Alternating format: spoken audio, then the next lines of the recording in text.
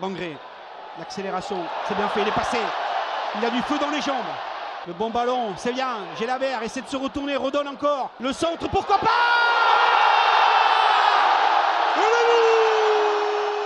Tout d'abord, merci à tous ceux qui sont venus voir le match dimanche au Danube pour un bon match de 13h. C'était pas forcément évident. Il y avait pas mal de monde et ça faisait plaisir que vous soyez venus manger le poulet frites du dimanche au Danube, le fameux Kentucky, comme vous avez pu le voir en début de saison sur notre com. La compo Teres, Nicolas, Dessler, Costa, Suazo, Siro, Spien, Caceres, Donum, Kamanzi, Magri sont entrés en jeu. Sissoko, Begraoui, Bangré, Diarra, Gélabert. Début de match, l'avantage des Violets qui ouvre le score sur un but de Magri refusé par l'arbitre, apparemment une faute de Siro. Un match très tactique entre les deux formations, puis vient la seconde mi-temps avec le but de Mofi. Les Niçois remportent le match 1-0 et gardent leur seconde place, tandis que nos Violets, eux, stagnent à la 15e place. Messieurs, avant qu'on donne vos avis, chacun normalement doit avoir des points à aborder. Toi, Thomas, tu voulais aborder quel point avant qu'on y revienne? En positif, faut commencer par ça. Juste donne-moi les points comme ça, on y reviendra après. Siro en positif. Ouais. Et les 15 minutes après le premier but, enfin le seul but d'ailleurs, en négatif. Pour moi, le match au global, je juge que c'est une défaite encourageante et surtout frustrante, ce qui est compliqué à gérer pour tout le monde au club. Moi, c'était la possession offensive, la maîtrise du ballon dans les 30 derniers mètres qui était très intéressante et qu'on n'avait pas trop vu ça depuis le début de la saison. Moi, c'est l'amélioration du contenu et le cas Warren Kamanzi. Guy, en tant qu'invité supporter, quel est ton avis sur le match, toi? En fait, j'ai trouvé que la tactique et le jeu mis en place par Carles, on le ressent et les joueurs ne se recherchent plus. Ils arrivent à se trouver et c'est un grand point positif pour moi. Tu trouves que c'est encourageant du coup? Ah oui, complètement. Mais je me retourne vers toi, Sacha. Je pense que ça peut faire le lien avec la défaite encourageante. Clairement, parce que on se rejoint un peu là-dessus. Dans le contenu, on a vu quelque chose de très concret, d'amélioration par rapport à ce qu'on voyait avant. Et moi, j'ai trouvé cette équipe-là, c'est une défaite, mais pas une défaite qui m'a fait mal, comme ça peut être le cas à Montpellier ou contre Le Havre. On nous a dit que cette équipe de Nice elle jouait pas au football, que c'était pas beau à voir, mais je pense pas qu'on y soit pour rien non plus. On les a embêtés tactiquement, on était rigoureux, on était bien en place, on a fait notre record de frappe sur la saison sur ce match-là, donc il y a des choses qui ne sont pas à jeter. Et moi le discours du coach quand il dit qu'il a vu des belles choses et qu'il faut travailler dessus, c'est un peu ce qui nous rabâche tout le temps, mais moi je trouve qu'il est dans le vrai. Et je pense que ce match-là est une bonne base pour travailler. C'était un match à Nice. Ils sont deuxième du championnat. On savait qu'on n'allait pas y aller et leur mettre une valise et on avait peur d'en prendre une. On ne l'a pas prise. Ouais, c'est ça, je te rejoins totalement. C'est vrai qu'il y a quand même de l'amélioration dans le contenu. On ne gagne pas, une fois de plus, mais tout n'est pas à jeter. On sent qu'il y a quand même plus de mouvements, que les joueurs se trouvent plus facilement aussi. Est-ce que finalement les automatismes commencent pas à se créer, tout simplement? Oui, il faut bien que ça commence un jour. Moi, de ce que j'ai vu dimanche, je vous rejoins totalement. Alors, défaite encourageante, on s'était aussi, on s'était un petit peu moqué entre guillemets avec Nathan de ça dimanche parce que Nathan attend son match référence et là il a sa défaite de référence entre guillemets parce qu'on a fait quelque chose sur le match où on n'est pas ridicule. Après, on a affronté Nice. Et moi j'ai envie de vous rejoindre. C'est long, c'est très long. Il faut du temps avant que Carles arrive à mettre au point tout ça. Et là on commence, je trouve, petit à petit à voir des choses. Par contre, ce qui est un truc qui commence à être inquiétant, c'est que en termes de résultats, on n'arrive pas à prendre de points et on est 15e. Et là on peut être inquiet comptablement. Mais à la différence d'il y a 2 mois où on était inquiet comptablement parce qu'on prenait pas de points et parce qu'on voyait rien sur le terrain ou pas grand chose, là je trouve qu'on voit quand même des choses sur le terrain et t'as envie de te dire ça. Putain, au bout d'un moment, ça va tourner, ça va finir par payer. Ouais, mais moi, je suis entièrement d'accord avec toi. C'est, on l'avait dit ici, quand on a quoi? On a 11-12 points. Ouais. On avait déjà gagné 10 très tôt dans la saison et on se disait que ça nous donnait du temps pour travailler, pour essayer d'améliorer le contenu. Et c'est difficile, mais on est dans un championnat qui est aussi très faible et on avance à notre rythme et on n'est pas décroché tant que ça finalement par rapport aux autres, donc on a encore de quoi voir venir. Et ouais, moi le match d'hier, je trouve qu'il y a vraiment une amélioration et surtout tactiquement, je nous ai trouvé vraiment très en place. On sent que les joueurs en phase défensive, on savait comment se placer, on savait comment se positionner, ne pas monter trop dans le pressing. ne pas se jeter non plus. Donc il y avait quand même des choses à garder. C'était un match Ligue 1, on s'est ennuyé 0-0 d'un point de vue extérieur. Il y en a qui ont dû éteindre leur télé et faire leur sieste du dimanche après. Mais quand on s'intéresse vraiment au contenu, j'ai trouvé que c'était vraiment pas mal. Ouais. Guy, t'es d'accord? Complètement. En fait, ce que j'ai adoré, c'est voilà, ils partent de l'arrière. Bon, le but qu'on prend, c'est dans notre, je crois, au milieu de terrain, mais de notre côté. Mais quoi qu'il en soit, en fait, ils sont là, ils se cherchent pas, quoi. Ils savent où se positionner maintenant. Parce qu'avant, ils faisaient des passes et puis il y avait personne. Il n'y avait pas d'automatisme. Oui, c'est normal. Mais quand même, je vais dire, c'est un plan tactique, je pense, du coach. Comme vous disiez, en fait, sur les émissions précédentes, peut-être qu'ils n'arrivaient pas à intégrer ces phases tactiques, ces phases de transition et autres. Et là, je trouvais que c'était plaisant, en fait, à voir. Je trouve que c'était On a vu un bon match, enfin un bon match. Après, de notre côté, c'était pas, on a vu pire, quoi. C'était pas dégueu. Je veux pas voler la parole à Auxence, mais si, parce que Warren Kamandi, ça questionnait, mais c'est parce qu'il était là que sur les transitions, les phases offensives, tu sentais qu'il était un peu gêné dans son utilisation du ballon. Mais il y avait quand même des circuits et des choses qui se passaient, quoi. Allez, Auxence, on t'écoute. Ah bah écoute, c'est parfait, vous m'avez lancé. Je voulais parler de l'utilisation de Warren Kamandi. Bon, bah, vous le savez, moi j'aime beaucoup ce joueur, je trouve que c'est un très bon petit joueur, une très bonne recrue. Et le problème, c'est que son utilisation pour moi me cause problème parce que voilà, son temps de jeu est très réduit et les rares fois où il rentre, il joue pas à son poste. Et là, on lui met C'est quoi son poste? Latéral droit. Voilà. Pourtant, il n'est pas formé latéral droit, si je dis pas de conneries. Alors si, il est formé latéral droit, mais il avait joué latéral gauche à Tromsø, si je dis pas de bêtises. Il est pas formé milieu de terrain? Non, je crois pas. Non, poste numéro 2, c'est milieu de terrain. Ok, parce que pour moi, dans la hiérarchie, qu'on m'a dit qu'il était formé milieu de terrain. Arrière droit, 2, c'est milieu de terrain, okay. Et dépendant de 3, arrière gauche. Puis après, il fait aussi la cuisine et de temps en temps le 4e arbitre. Ouais, voilà, je sais pas comment relancer avec ça, quoi. Mais pourquoi Warren Kamandi est utilisé dans ce poste de milieu côté droit au TFC? Et pourquoi pas Zanden? Parce qu'il est nul. Ah, ok. Le problème, c'est que la dernière fois qu'il a joué ailier droit, c'était contre Lens. Il a fait une première mi-temps catastrophique, il est sorti de suite. Et là, on le remet titulaire à ce même poste contre la meilleure défense d'Europe. Franchement, c'est un sacré cadeau qu'on lui fait. Et tu trouves qu'il a fait un mauvais match? Mauvais match, non, mais malgré toute la bonne volonté qu'il a, on voit qu'il y a du déchet et qu'il n'est pas à sa bonne position, quoi. Donc, moi, ce qui me fait peur, c'est que. Réflexion le petit un peu. Moi, ce qui me fait peur, c'est que justement, à force de le faire jouer à ce poste-là qui n'est pas le sien, je le répète, qu'on le grille complètement parce que pour le moment, depuis le début de la saison 2023-2024, il n'est pas flamboyant et je trouve qu'il n'a pas la même cote de confiance qu'avec Philippe Montagnier. Ok, ça d'accord. Maintenant, ça c'est une vision globale du joueur parce que c'est un petit peu chouchou dans ton cœur et que tu as envie qu'il soit utilisé à son poste pour qu'il puisse évoluer dans de bonnes conditions et essayer d'être le plus performant possible. Maintenant, pourquoi Warren Kamandi a été utilisé à ton avis? C'est mon avis, je pense que c'est ça et je suis pas la voix de la raison, mais ça ressemble quand même beaucoup à ça. À ton avis, pourquoi Warren Kamandi a été utilisé dans ce match-là et pas justement un Bangré ou un Sissoko? Peut-être pour plus fermer le jeu encore, pour mieux défendre, mais... C'est quoi le danger à Nice? Il est où le danger à Nice? Les contre-attaques. Mais surtout, quel joueur, quel côté? Estrosi?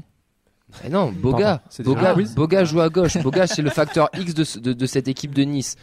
Il s'est dit, on va bloquer. Enfin, moi je pense, je sais pas, je suis pas dans le petit papier dans la tête de Carles. Si c'est ça a bien marché parce qu'on n'a pas vu Boga. Et justement, donc c'est pour ça, pour moi, je trouve que du coup, Kamandi a fait un bon match parce que il s'est sacrifié entre guillemets en tant que joueur du collectif. Par contre, il a pas fait un bon match en tant qu'individuellement parlant parce qu'il a pas été flamboyant dans ses transitions, dans tout ce que tu veux, etc.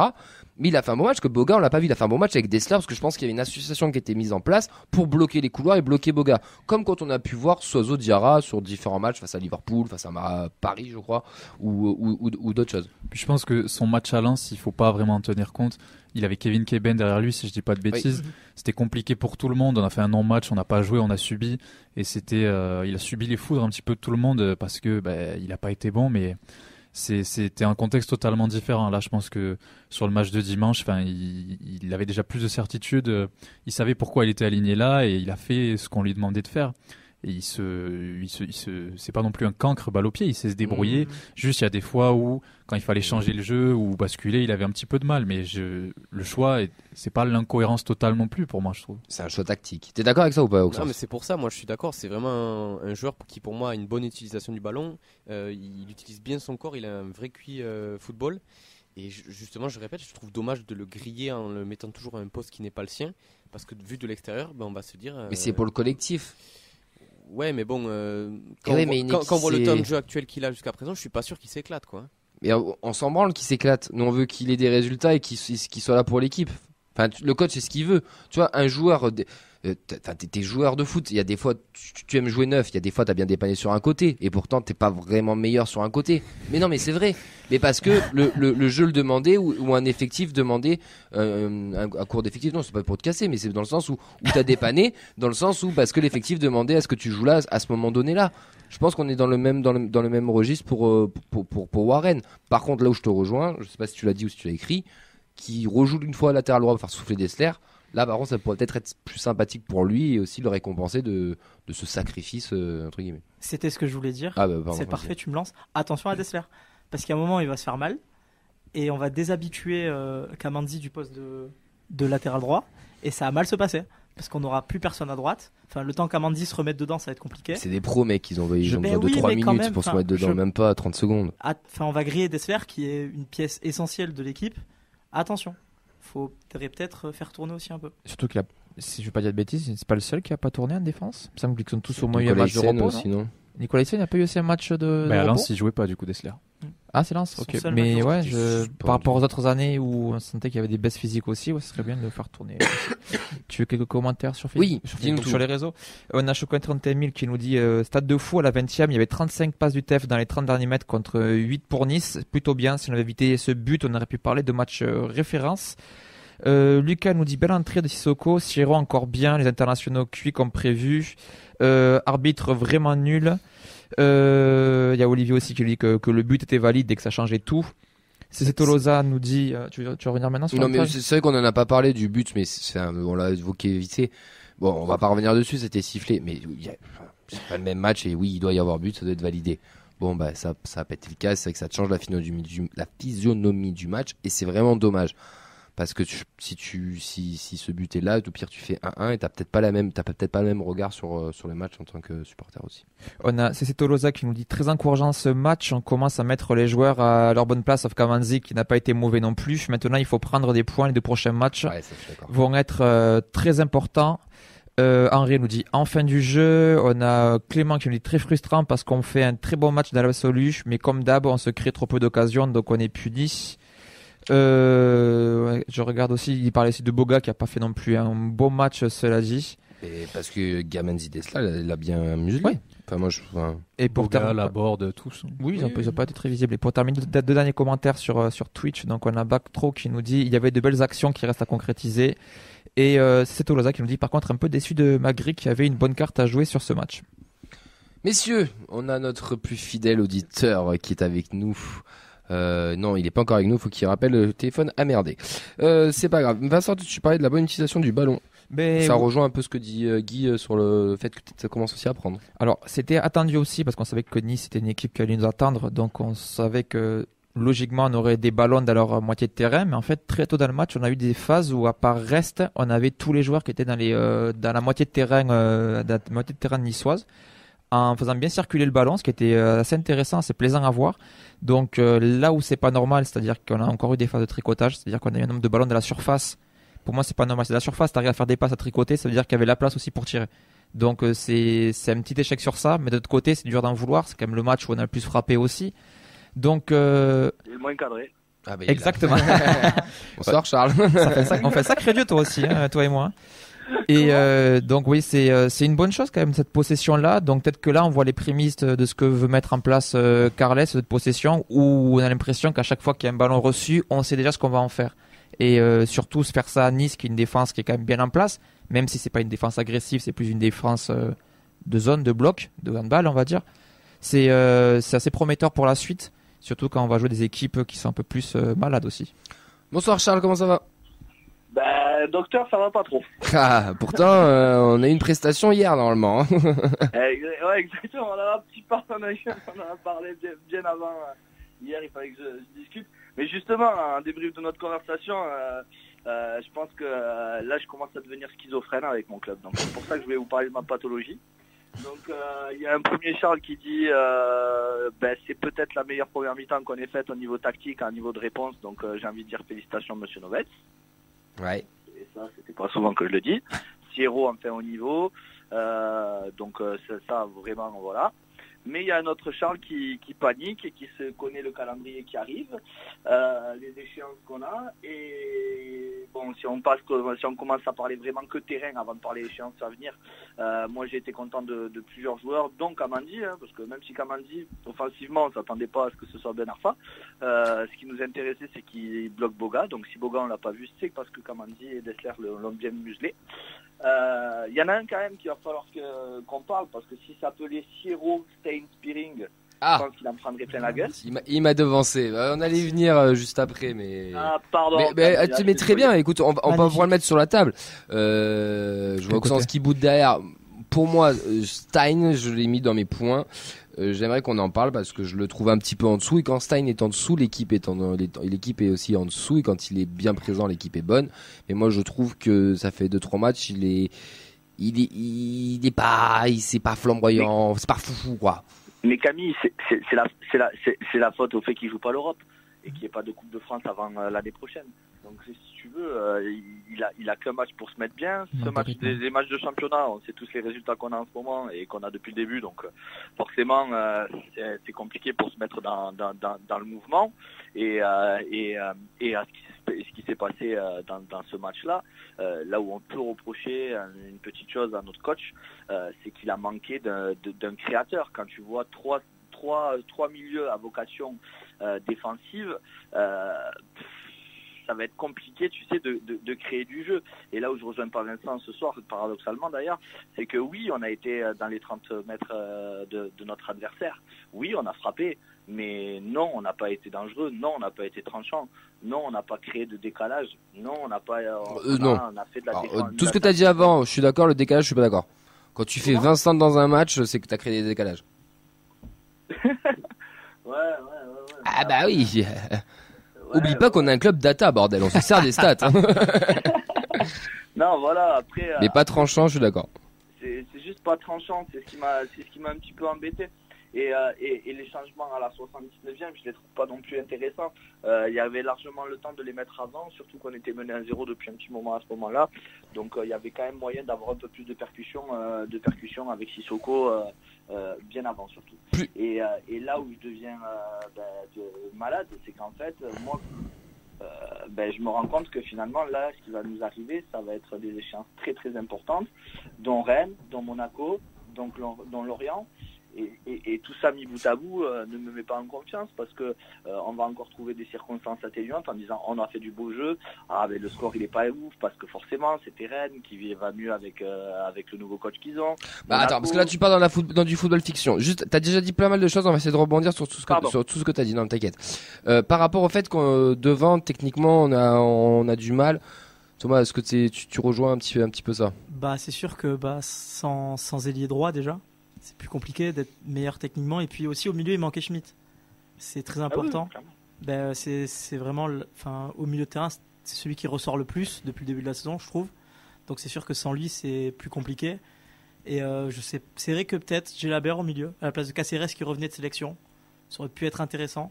Mais oui, je comprends, c'est sûr qu'on n'a pas été non plus, techniquement, si tranchant, ce serait le mot devant. Donc je suis assez d'accord avec ce qui est avancé.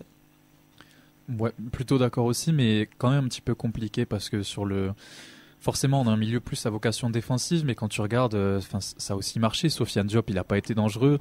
Thuram, qui était aussi dans ce milieu-là, il redescendait beaucoup pour couvrir en défense parce qu'ils avaient peur de Magri, et offensivement, ils n'ont pas réussi tant de fois que ça à nous casser les lignes du milieu.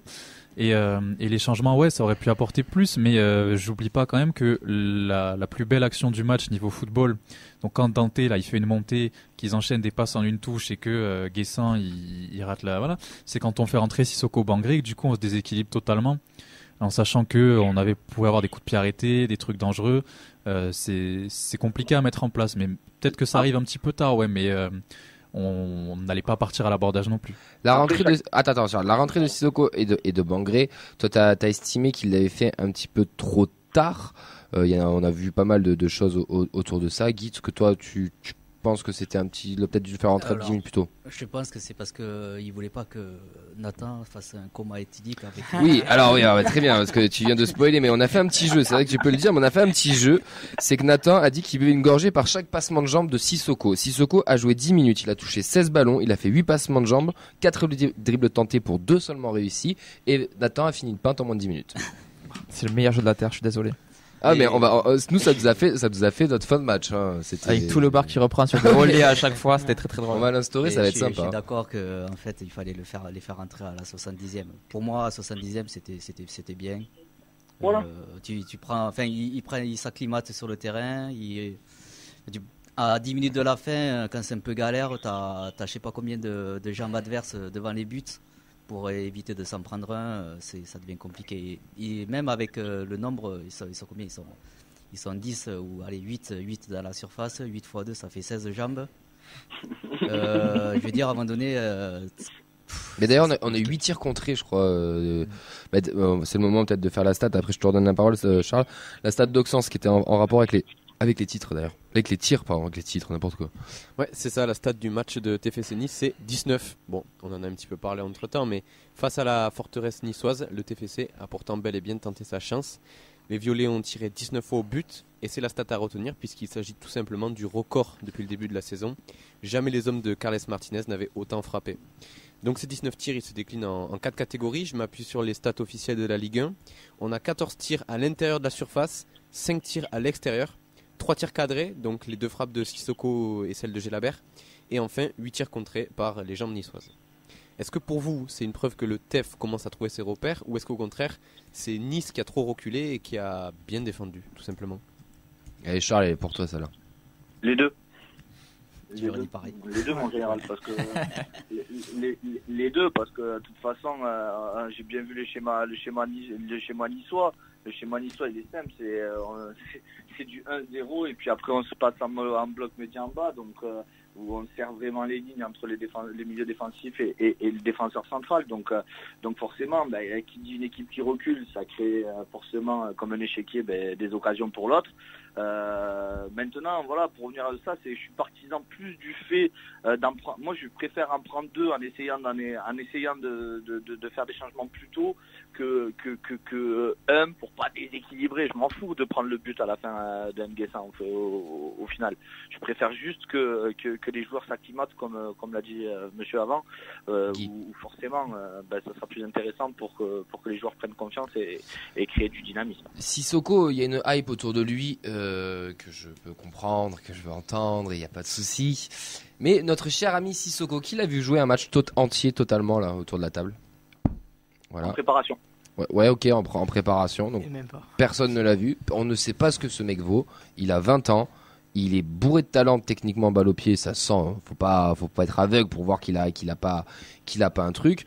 Mais s'il ne joue pas autant, c'est que déjà peut-être aussi on est sur une semaine à 3 matchs. Peut-être qu'il va sûrement jouer jeudi ou peut-être dimanche, je sais pas. Mais c'est qu'il va peut-être falloir lui laisser du temps. Ce que j'ai dans le space d'ailleurs hier, c'est qu'on est en train de tout dire. Ah mais Sissoko. Oh les gars, il a 20 ans. Tranquillement, ne mettons pas toute la pression non plus sur les épaules à Sissoko. Celui qui devait être là entre guillemets, c'était Zach. Il est blessé. Celui qui doit le remplacer, c'est lui.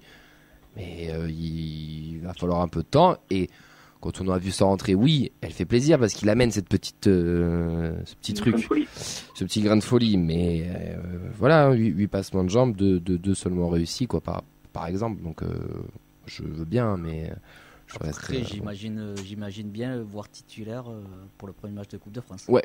Oh, même cette semaine, je pense qu'il peut peut-être gratter une place, tu vois. Je sais pas, on verra. Allez, pour terminer, on va passer au top et au flop. On se prend tes tops, tes flops, Charles, et après on te libère. Allez, mes tops, allez, on va le dire. Allez, Charles, dis-le. Ben oui. Mais bien sûr que c'est la faute à Siro si on marque pas. C'est lui qui fait faute, hein, les gars. Non, top, pas flop. Oui, mais top. Mais c'est quand même sa faute, mec. Hein. Oh, faut pas déconner non plus. On garde notre ligne directrice. Hein. Top, Sierro, après, Et on voilà. va dire le deuxième top, c'est on va dire le respect des consignes tactiques en première mi-temps. Donc Carles, tu peux le dire. Hein. Voilà. Donc, CN. Moi, je mets un bémol quand même sur Vincent Siro. J'ai bien aimé son match. Je trouve que dans ce rôle qu'il a un peu plus haut, il est très bien, mais quand même son coup franc, là où il est, quand on sait qu'on a difficulté à se créer des occasions, à cadrer, il doit être cadré. Tu sais jamais ce qui peut se passer, c'est un coup franc à l'entrée de surface. Je comprends l'idée, mais là, il faut allumer, il faut cadrer, quoi. Elle est pas loin quand même. Elle est vraiment Elle est pas loin. Boulka, il est géant, il la voit, ses côtés ouverts. Faut cadrer, quoi. Après, mais Tu peux pas te permettre de rater ce genre de choses-là. et qui tire des coups francs Qui tire des, bonne qui tire question. les coups de pied arrêtés à Toulouse? Alors après, pour avoir revu l'action, Boulka semble battu. quand Ouais, même, je sur trouve- le moi, je trouve coup franc. aussi, ouais. Je pense qu'il est battu. Tes flops, Charles? Spearing, pardon. Tu vois, des fois. Il a failli dire Siro quand même. Et je pense qu'on est arrivé au bout de l'évolution dans tous les cas de Dessler. Donc pour moi, il pourra que baisser maintenant. Aïe aïe aïe. Heureusement que Clément n'est pas là parce que là t'attaques chouchou à Non, Clément là. il a dit que pour une fois il le concède, il le met en flop aussi. Ah Clément. bien. Ah, Il est objectif. quand même. Bon, Et- ben voilà, messieurs. Et Vas-y. c'est mention honorable, mais bon, il a pas eu tant de travail à faire que ça. Mais Guillaume Rest, après la trêve compliquée qu'il a eue, je trouve qu'il s'en est quand même, il est ressorti confiant et assez serein. Donc voilà, on pouvait avoir peur qu'il recraque. Au final, c'est bien passé. Ouais, Merci, pour moi, de Charles. Thomas, Guillaume reste. Et pardon. sans poteau en plus. Ouais. C'est vrai. Merci Charles, passe une belle soirée. Merci les gars, passez une bonne Ciao, soirée. ciao. Bonne soirée, ciao ciao. Bisous. Vous voulez rajouter d'autres flops les gars? L'arbitre, Ah oui, Oui, monsieur oui. est exilié, mais c'est bon. compliqué de chaque pas le mettre. semaine. Ouais, mais là c'était compliqué. Même sur la toute fin de match, il y a une action ou deux qui sont. J'ai la berre, le tacle qu'il met où il n'y a absolument pas faute et qui prend jaune par exemple. Ouais, et l'action d'avant où. Bangré prend jaune sur sa première Non, non, intervention. il y a un Toulousain qui fait découper et il continue Magui. l'action, mais en fait, les gens croient Je crois. qu'il laisse l'avantage. Non, il n'a jamais l'avantage en Oui, fait. oui. Il bouge pas les bras, il regarde jouer, c'est pour lui, il y a pas faute. Puis il monte le ralenti, le gars, il est complètement découpé. Ça mérite de revenir mettre un jaune parce que c'est quand même assez dangereux. Mais bon, mais son talent l'amène à arbitrer Naples Real de Madrid, enfin Real Madrid Naples demain ou ce soir, je sais pas quand est-ce que Demain, c'est. demain. Non, Voilà. mais ça, c'est l'indice de corruptibilité. C'est pas, ça n'a aucun rapport avec le talent. Hein. Et flop, le match à 13h aussi. On changera c'est jamais. hein. catastrophique. C'est horrible.